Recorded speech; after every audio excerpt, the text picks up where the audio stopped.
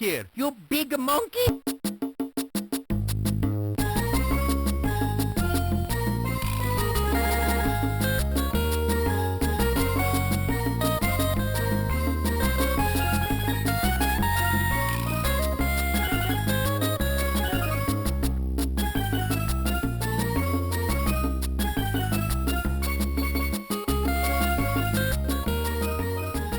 Hello, welcome to Nintendo Nostalgia. I'm your host, Jacob Rush, and I'm joined by my co-host, Ryan Black, and we are back and we are playing with Power. Welcome, it's episode 185, guys. Yeah, it's just Ryan and I tonight. No Josh tonight. He had some family obligations, and no old man Tom. He is busy streaming.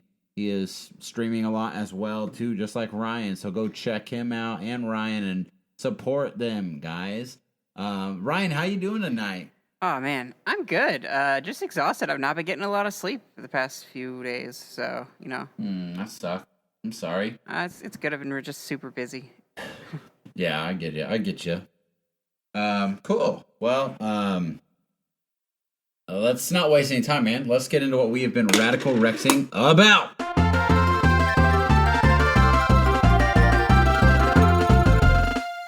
Okay. I wasn't here last week, you guys, busy, and I was a fool and never got the episode beforehand actually out. So what I've decided, what I think would be fun for that episode is, Ryan, I think we'll just save it. I mean, we didn't miss because we had Steve Mails. We didn't actually miss a week. I think it'd be fun to just randomly release that episode one day. Just for the heck of it, like a bonus one. Not necessarily fill on a spot. Or maybe if we need to fill something in. I didn't talk about this before to Ryan, so he's probably thinking like, what are you doing? But I don't know. That's just an idea I had. We don't have to do that either. But whoops. So, Ryan, what are you radical rexing about, man? Well, I would be radical rexing about Paper Mario, but I haven't played it yet. So, what am I radical rexing about? Man, that's a hard call. I really don't know. I mean, I've been playing a lot of Pokemon Go lately. A little bit of Duel Links, but a lot of Pokemon Go and having a lot of fun with that.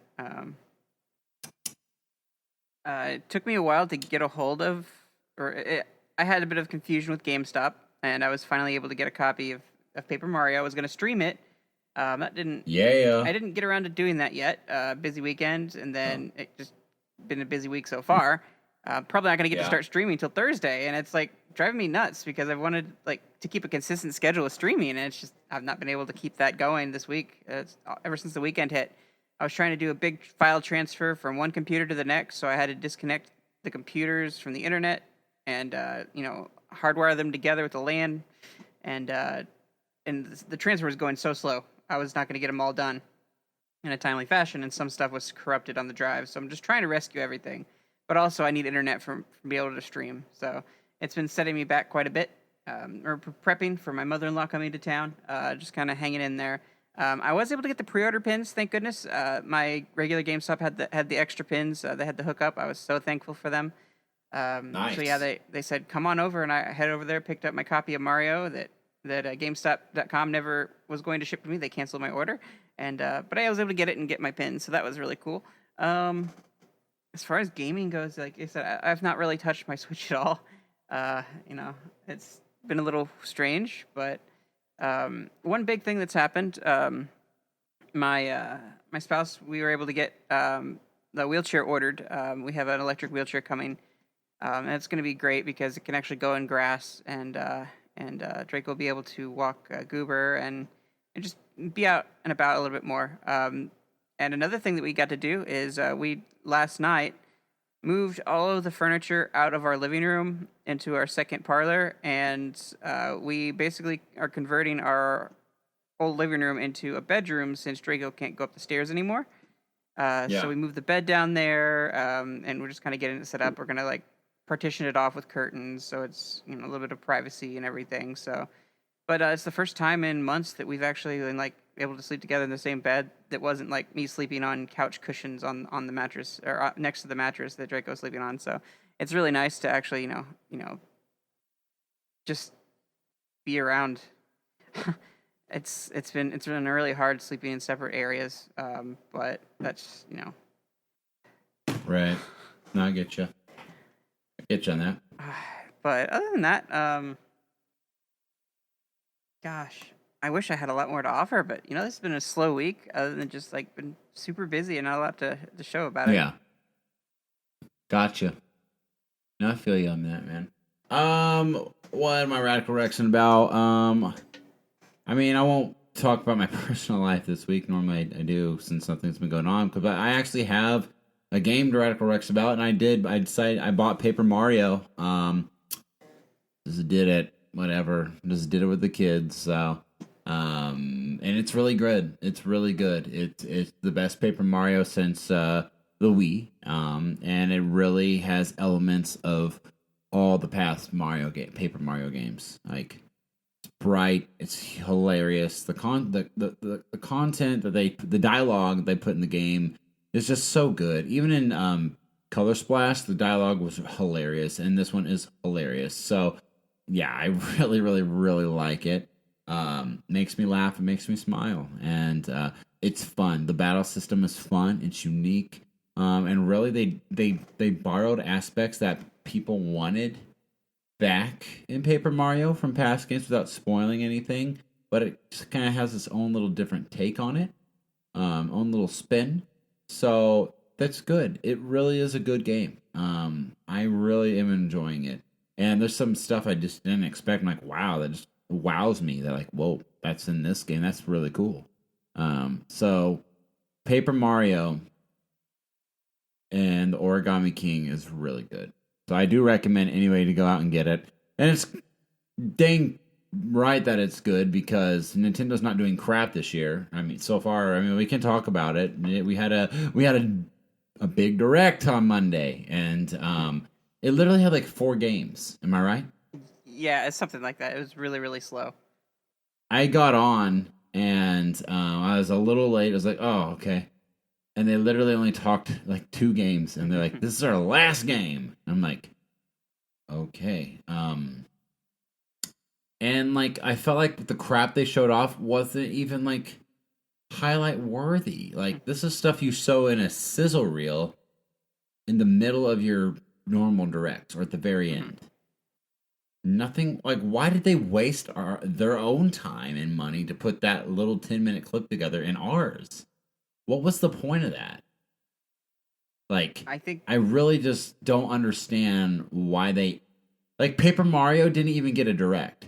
They just released a trailer. All these games are lesser than Paper Mario, and could have just had their own little trailer. And this was something that wasn't really on Nintendo's time necessarily. All they had to do was make the outline to show the videos off in, and that was it. They just plug and played pretty much. And I'm sure it was a lot easier to do it because it was all the developers of these games that submitted the videos to them.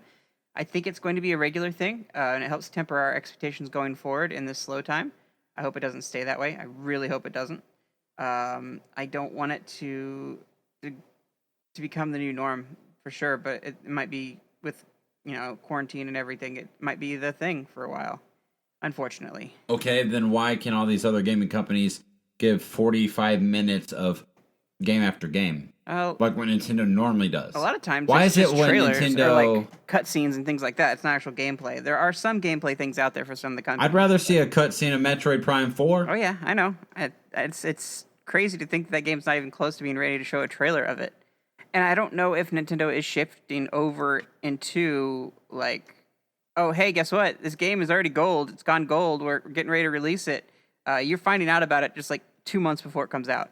Like with Paper Mario, like, is that going to be a regular thing coming forward, or are they just not producing anything right now? Yes, we're at a slow time, and no, we're not getting the sports games to fill that thing. Like Mario Strikers isn't happening. We already got our Mario Tennis, So I mean, what we get basketball or baseball or something? Like they haven't made a Mario Madden. Golf. So. Golf. Yeah, golf. We have indie games for that though. That's the thing. Like, I feel like indies and third parties are kind of carrying the weight of the Switch right now because Nintendo doesn't have a lot. And that's fine. We Yeah. kind of knew it was coming, but it's like, ugh. I don't know. I just feel like they're being coy on purpose. I feel like they have a lot of crap that they just aren't showing because they don't want to. And honestly, they don't have to. They don't have to show us anything. They don't. Like I'm not worried. I'm just annoyed. Yeah. I really feel like that they should show something. Just. And this is let's say in the future direction, they said there was going to be more of these developer directs, these little mini-sodes things. So I'm guessing that it's going to be like small bite-sized things. And Nintendo said that they were exploring other ways outside of the big, huge hype direct thing that they've been doing. So maybe they are going to do these, like trickle out on Twitter and do little blurbs here and there from their developers. And they're trying something different. I don't know why, and I don't know if it's good. But again, creating this hype train and getting people so excited, and it becomes very volatile. And if you do something wrong or you present something wrong, like the emotion is that much more upsetting. So maybe they're trying to dial back the hype by releasing these things to help temper people's expectations when Nintendo probably doesn't have a whole lot to offer right now. Things have slowed down with COVID. They're working on huge projects, but right now they're in a slow time. I just that's how I feel about it. Like, we're not going to see Metroid for another 1 to 2 years, and that's just see it. Not necessarily the game's coming out then. They're still hiring people to work on the games, so that tells you like it's taking a lot of time to do this, and I expect it's going to be great. One news article that came out recently saying that someone hinted at how Metroid Prime 4 wasn't going to disappoint the casual gamers. Like, they're going to have a casual mode or something. And that kind of worries me. Like, are they just going to have like I don't know, like some kiddie version? Like, you play in Nintendo Land taking down like some like weird looking crate or something. Like, I don't know. I don't know what to say about that. Like, cool. Okay. They're not going to disappoint the casual gamers. Are they going to wow and meet the expectations of the hardcore gamers, the Metroid lovers, those people that are really craving for an awesome Metroid experience, an awesome first-person experience? I don't know. I don't know if that's going to happen, if that's going to become a thing. I hope. But I got worried because I really want to see multiplayer. I want to see multiplayer done well. I want it to be competitive. I also want the story to capture the atmosphere of Metroid Prime. And if they're going to be doing like a casual, like, they're not going to like disappoint casual fans. Like, what does that mean? Is there just going to be a game mode that's like super easy that people can just go and explore? They can't take any damage. There's no enemies. They can just explore the world. Kind of cool, I guess. Or they can make it ultra hard with a whole bunch of enemies and you can still explore and stuff like that. Okay, that would be cool. There's like a difficulty slider. But a lot of people took it to mean that it wasn't going to be for the hardcore gamers, which wasn't what was said at all. But a lot of people got upset, like, oh no, it's going to be terrible because it's just for casuals. Yeah, I didn't hear any of that, but I'm not worried. I'm not worried. People are dumb and they overreact to everything, so just kind of over it. But all right, well, that's all I'm around correction about. Go get Paper Mario. It's good. Besides that, Ryan, let's not waste any more time.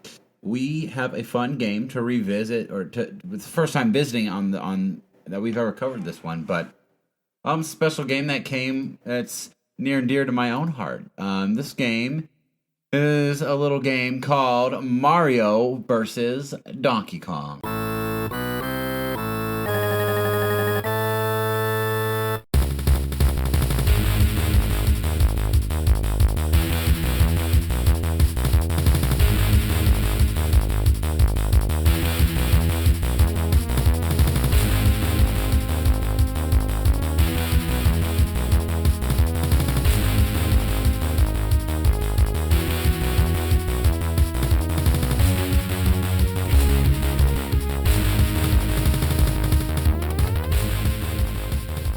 Mario vs. Donkey Kong came out May 24th, 2004 for the GBA, the Game Boy Advance. Ryan, do you remember this game? I do remember this game. I remember the stand, and I remember the game, and it was supposed to be an evolution of Mm-hmm. Donkey Kong. Yeah, the But original. it's like also a puzzle game in some aspects, Yeah. and like it was pretty cool. I didn't get it. I didn't get the game because I was not big into getting a bunch of Game Boy Advance games. I just didn't like that look and style for a lot of that. But also, it was just I was worried it was going to be too short, and it was just a puzzle game, so it was like I don't know if that's for me. So I did avoid it. But I remember distinctly you getting the game, Yeah. and I enjoyed it through you, the little bit that I got to see you play of it. So I think I even played a little bit on yours just to get a feel for it. You know who got me this game? Mm-hmm. Tell them the story. Who got me? I mean, I don't really quite remember exactly why or how, but your mom just bought it for me. I asked for it, and she bought it for me. I was just like, okay. I really don't even remember like why I asked her or why I even thought it was appropriate to ask her, but she bought it for me, and I was very grateful. And yeah, I played it, and I think I got the stand. I think I had the stand for the game from Game Crazy at one point. Yeah, I believe you got it for me. You got the game from Game Crazy. Yep, we were it was Game Crazy. In Game Crazy, probably for a tournament or something. And yeah, we always hung out there. Our mom showed up to pick us up, and you just like asked out of the blue, like, "Hey," I think you were kidding mostly. "Hey, Teresa, can you get me this game?" She's like, "Maybe." Okay. And I remember being like, "Wait, really?" And you were kind of blown away too. And I'm like, "Dude, my mom is the best. Like, she is so awesome." And like, I was singing her praises.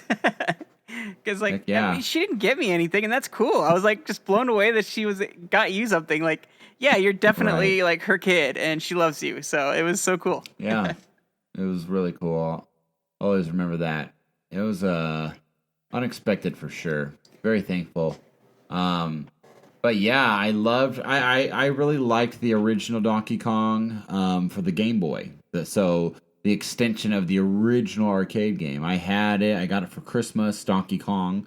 And I saw this, and it, to be honest, back then I wanted it because it was tapping nostalgic feels already, mm-hmm. like a game from my Game Boy days. So at this point, 2004, I probably got that Game Boy game back in the late 90s, so maybe like 90, I don't know, 6 or 7-ish, somewhere in there.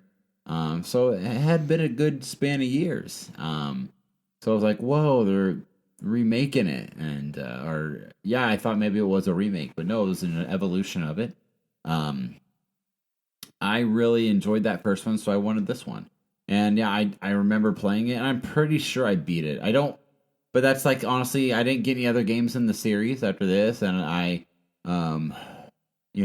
my memory is a little vague on the game in and of itself, simply because I just had it back then, and I didn't do much beyond it. So I know I beat it, but I haven't revisited this game since then, which I would like to. I think it is fun, it's clever, and I remember it's not short. I remember you thinking you said you thought it would be a little bit short, and it really isn't that short. Let me read the synopsis here of the game. Mario vs. Donkey Kong is a 2D puzzle platformer, and the only game in the series to star Mario as a playable character, putting the rivalry between him and Donkey Kong in the limelight. After seeing an advertisement for mini Mario toys on television, Donkey Kong rushes to the toy store to buy one of them. He soon learns that the store is out of stock and decides to steal all minis from the Mario Toy Company across the street, prompting Mario to chase him through several worlds and retrieve the toys. It was originally intended to be a remake of Donkey Kong for the Game Boy. Mario vs. Donkey Kong features many of the mechanics present in that game, including Mario's extended moveset consisting of the handstand, backflip, and wire spin. During each level, Mario has to carry a key to the goal door and unlock it in the first part. then reach and free a captured mini Mario in the second part. So yeah, basically it was the original game, because all the moves were there, same moves, just updated to Game Boy Advance graphics, which I thought was cool. And then yeah, it was fun. You always had to collect a key, make it through an obstacle, and like you can't jump too far or whatever. Like you have limitations, and you have to figure your way across to unlock the key. But then they added in the extra mini, the little Mario mini toy as a extra thing to do. Yeah, this game, it was I think it's a gem. I don't think it. I think it did well. I'll have to look that up in general. I'm not sure how well it did, but it was an interesting take. Instead of just making it like Donkey Kong as the stealing Pauline, it really was he was stealing these toys, so it had a different bit of a story. Yeah, it's interesting. It is technically, it's a spiritual successor to Donkey Kong, but Mm-hmm. that's, Donkey Kong was the villain of sorts. The Right. series evolved, and even included Donkey Kong as kind of a friend or a host alongside Pauline. So they even kept that the references as the games as more games were put out in the series, to reference that original Donkey Kong world. I believe the second one was more of like a Lemmings type puzzle game, where you control the little Yeah. minis. You had to try to get them all to the Yes. door or what have you. But Yes. and that was kind of an interesting evolution. There's games on here on this list that I've never heard of for Mario versus Donkey Kong. I completely missed that there was, I don't know, tipping stars. I didn't even know that was a thing. No clue. Oh, I know. There was an amiibo game. I feel like I might have heard that, but again, this was so not on my radar at this point. Right. It was okay, it's a thing. I don't know. Maybe I placed that with Kirby games too. Okay, a Kirby game came out, the Yes. Smash Brothers 2D fighter game where you work together to take down bosses, like a boss rush mode. That was Right. just kind of not on my radar, and so that was pretty much like Mario versus Donkey Kong. It's just not there. But the charm is great. I convinced myself that it was not my type of game. If I owned it, I would play it and I would have a lot of fun with it. I know that. I love my Picross games and everything like that, so I knew I'd enjoy playing this Mario versus Donkey Kong.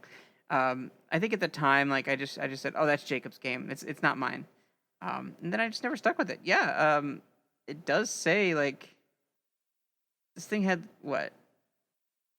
It was an expansion, or is an evolution of Donkey Kong. Is it 94? I want to Yeah. say.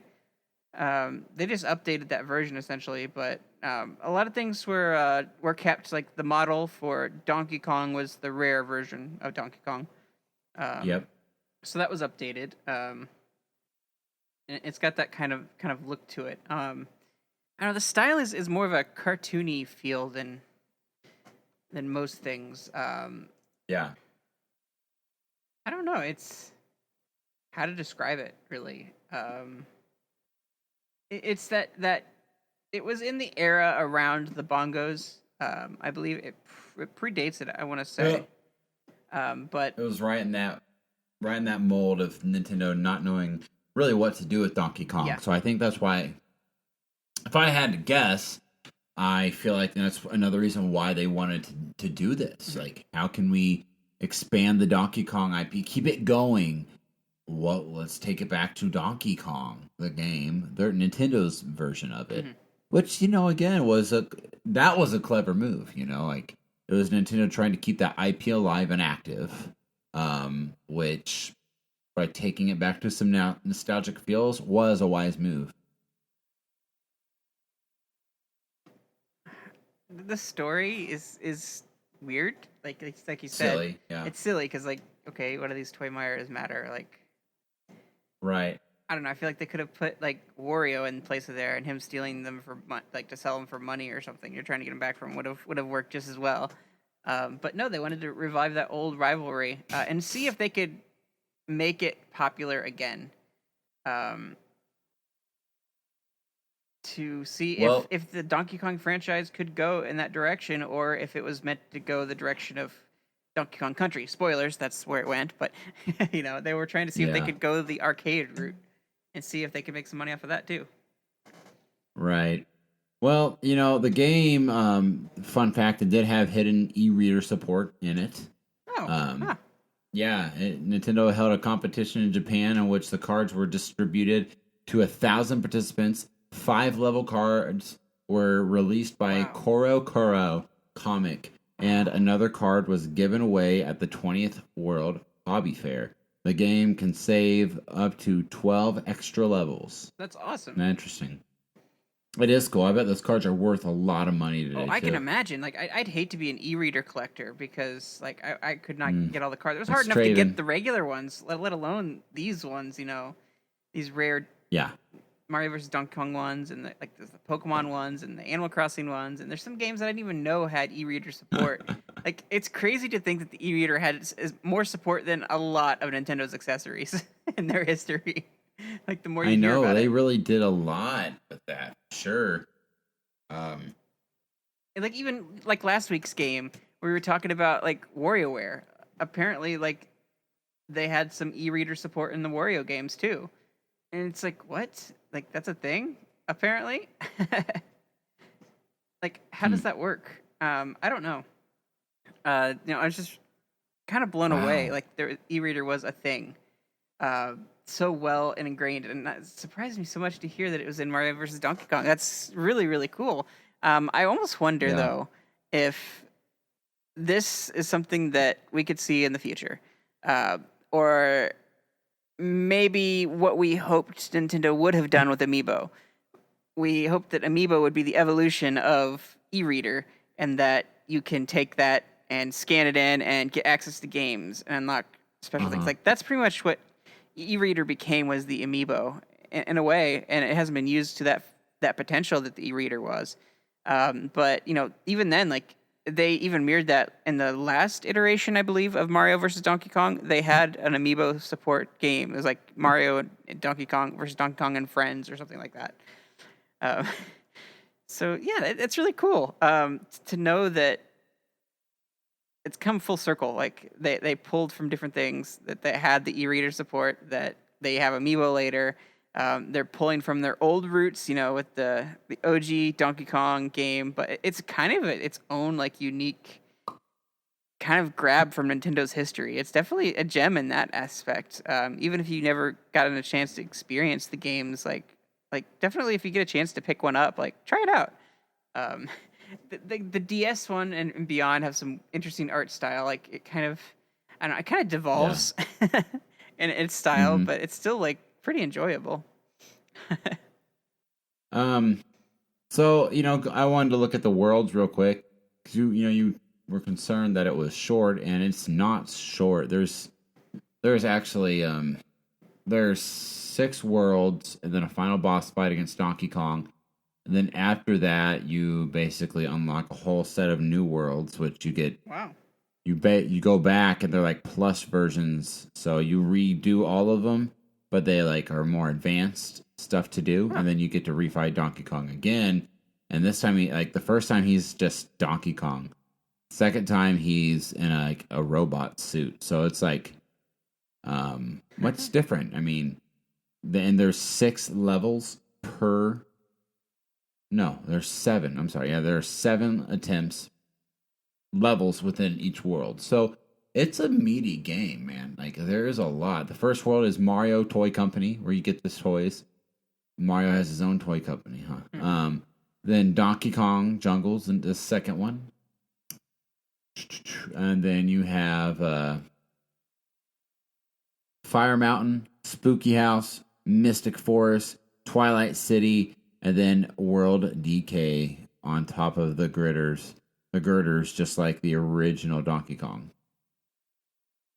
So that definitely playing back on the old DK there. The game got good ratings. It was like an 8 out of 10 from GameSpot, 8 out of 10 from Eurogamer, and 8.5 out of 10 from IGN.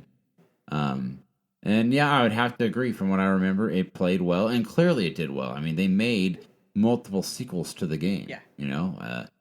And yeah, I think you mentioned it earlier, but it actually got re-released on the Wii U in America, for the Virtual Console, Really? February 9th, 2017, which would make sense. I mean, if you could use the gamepad for it, that would be really. Yeah, that sounds like a really great game to play on that gamepad. Yeah, I mean, you know what? This could actually become a really good mobile game. I could easily see that being a Ooh, mobile game for yeah, Nintendo. I agree. Wow, that's perfect for mobile. Like, why couldn't we have gotten that instead of Mario Kart? I know, right? This game actually would sell super super No, good no. if it was a mobile Okay, game. I'll roll back my statement on Mario Kart. Okay, so the mobile version, it has a lot of characters and stuff in it. They've made it better. But okay, let me throw out. Okay, why didn't they do that instead of Dr. Mario, another puzzle game with Mario? Like I feel like the minis or at least Mario versus Donkey Kong would have fit perfectly on mobile. You're absolutely right. Yeah, who knows? Maybe it's in the plans. Maybe that's our next Nintendo Direct, all about the Mario versus Donkey Kong minis game. But I mean, really, that's all I can think to say on the game. Like, again, I haven't played it since 2004, and it was a fun game, but it was. I mean, it's nothing that captures my mind. Mhm. It's not like the Country Series games. It's definitely not as good as those. It's not like your standard Mario adventures either. So it's definitely a fun collaboration that I think, like at a time right now, I mean, outside of Paper Mario, when there's like nothing coming out for Nintendo, like dropping something like this silently, this would be like, oh, sure, I'll check that out. Cool, that was fun, little pass the timer game, you know. Um, and like I don't think this is a $60 game. This Mhm. maybe be, you know, $30 if that. I mean, I wouldn't be surprised if we see a new one, Yeah. especially since I mean the latest one they had made a game that involved Amiibo. So I wouldn't be surprised if we saw something like this in the arsenal near real soon, to be honest. So, but yeah, do you have any other final thoughts on this game? Um, yeah. Interestingly enough, the game actually had a built-in level creator that they stripped out for space reasons. Or they did something with that. But apparently, you can like use like a Game Shark or an Action Replay or whatever to unlock the that create a level feature and play it on the original game. That's something that we saw. There was a DSi version that introduced that mechanic. I don't know if March of the Minis had a level creator, but I know that the DSiWare, which I don't think you could play the game anywhere else. They had that released and it had a level editor. It was definitely the first WiiWare game or DSiWare. Sorry, it's weird. DSi was the first eShop. But yeah, it's kind of cool that even then they thought about a level creator back then, and it would have been kind of cool to have it on there. But again, you got so much in the game already. Like it'd be crazy to want to do a level editor. And how would they pull that off with sharing with your friends? Would you do like a link cable type thing? And I'm sure they just ultimately scrapped it. And maybe they wanted to keep the level editor in there, but if other people can't really play it, then what's the point of that? So maybe that's why they did. They ended up not going forward with it, or maybe they just ran out of time and they had to ship the game. But that's cool that they did include that later. And I really want to experience this. I'm almost tempted to get on the Wii U and try to find it and play it because it just seems like such a great puzzle game to play. Just on the gamepad there.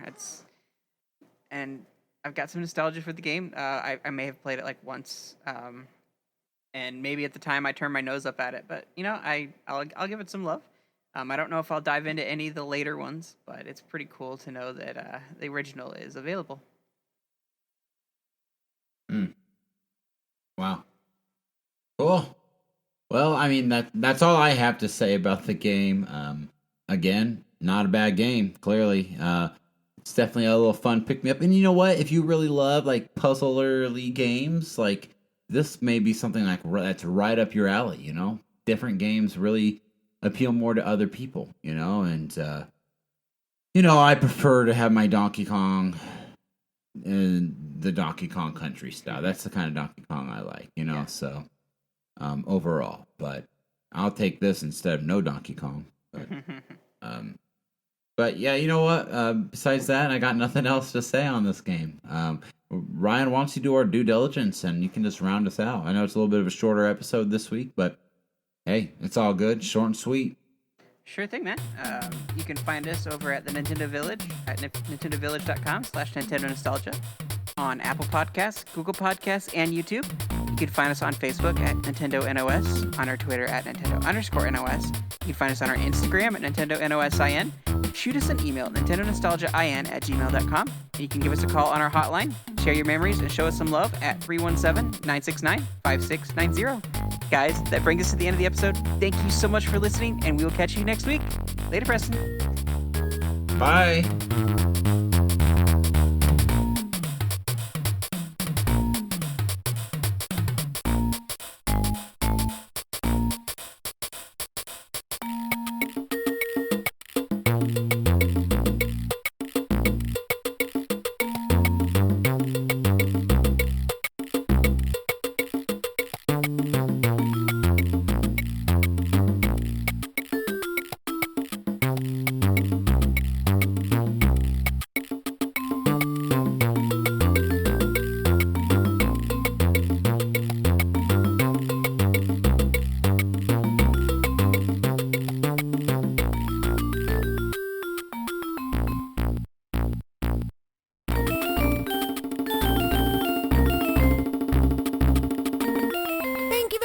For to playing my games.